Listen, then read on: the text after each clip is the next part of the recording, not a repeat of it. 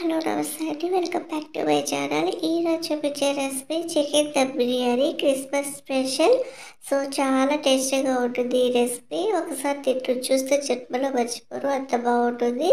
So recipes కోసం ముందుగా వీడియోలోకి వెళ్ళిపోదాము. ఒక బౌల్ తీసుకొని 1/2 kg చికెన్ తీసుకొని ఇది శుభ్రంగా 3 సార్లు వాష్ చేసుకున్నాక వాటర్ అన్ని పిండేసి ఇలా ఒక బౌల్లోకి వేసుకొని 1/2 టీ స్పూన్ పసుపు, 1/2 teaspoon salt, 1.5 teaspoon కారం, 1 టీ స్పూన్ అల్లం వెల్లుల్లి paste, 1 teaspoon garam masala, 1/2 teaspoon chicken masala వేసుకొని 3 టేబుల్ స్పూన్ల పెరుగు వేసుకొని వీటన్నిటిని బాగా కలుపుకుందాం.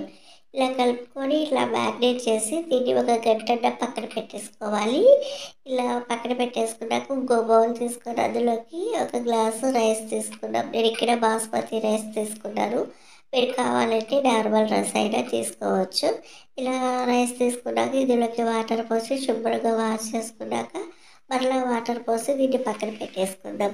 ఇప్పుడు ఒక ప్రెషర్ కుక్కర్ తీసుకొని స్టవ్ ఆన్ చేసి 3 టేబుల్ స్పూన్లు ఆయిల్ వేసుకొని ఆయిల్ వేడయిన తర్వాత లవంగాలు, యాలకులు, దాల్చిన చెక్క, షాజీరా వేసుకుందాం. ఉంటే బిర్యానీ ఆకు కూడా వేసుకోండి.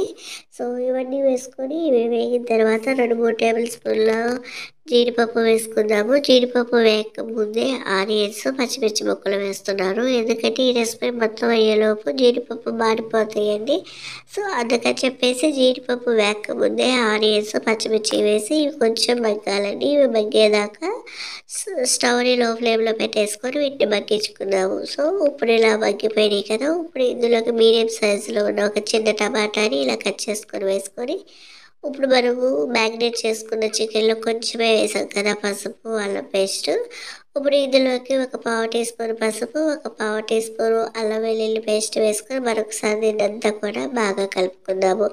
ఇలా కలుపుకొని టమాటాను కూడా 2-3 సార్లు బాగా ఇలా కలిపేసుకున్నాక మనకి తొందరగా మగ్గిపోతుందండి. ఇలా కలుపుకుంటూ ఉండాలి. ఇలా కలుపుకున్న తర్వాత స్టవ్ని లో ఫ్లేమ్లోకి పెట్టేసుకొని మనం ముందుగా మ్యాగ్నేట్ చేసుకున్న చికెన్ ఉంది కదా, ఆ చికెన్ని వీటిల్లోకి వేసేయాలి. ఆనియన్స్ మిశ్రమంలోకి చికెన్ని వేసేసుకొని మ్యాగ్నేట్ చేసిన చికెన్ని వేసుకొని ఇదంతా కూడా లో ఫ్లేమ్లో పెట్టుకొని బాగా కలుపుకోవాలి. ఇలా కలుపుకున్న తర్వాత చికెన్లో నుంచి వాటర్ రిలీజ్ అవుతుంది. ఆ వాటర్ అంతా పోయి చికెన్ బాగా ఫ్రై అయ్యేదాకా మనము తిని ఇలా లో ఫ్లేమ్లో వేయించుకుందాం. ఇలా వేయించుకోవటం వల్ల మనం బిర్యానీ తినేటప్పుడు జ్యూసీగా చాలా బాగుంటుంది అనమాట.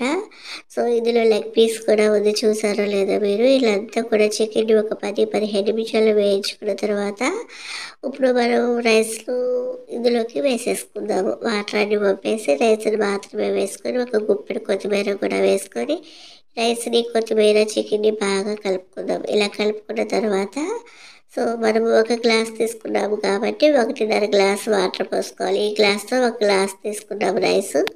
బాస్మతి రైస్ కాబట్టి 1.5 గ్లాసుల వాటర్ పోసుకొని దీన్నంతా బాగా కలుపుకొని ఉప్పు సరిపోయిందో లేదో చెక్ చేయండి. నాకైతే ఉప్పు సరిపోలేదు, కొంచెం వేసాను. మీకు కావాలి అంటే కొంచెం యాడ్ చేసుకోవచ్చు అనమాట. ఈ టైంలోనే 2 టేబుల్ స్పూన్ల నెయ్యి కూడా వేసేసుకొని మూత పెట్టి మీడియం ఫ్లేమ్లో 3 విజిల్స్ రానిద్దాము.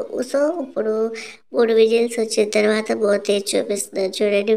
వేడిగా చికెన్ దమ్ బిర్యానీ రెడీ అయిపోయింది కదా. ఇప్పుడు దీన్ని గట్టితో మొత్తం అంతా కూడా కలిపేసుకోవాలి.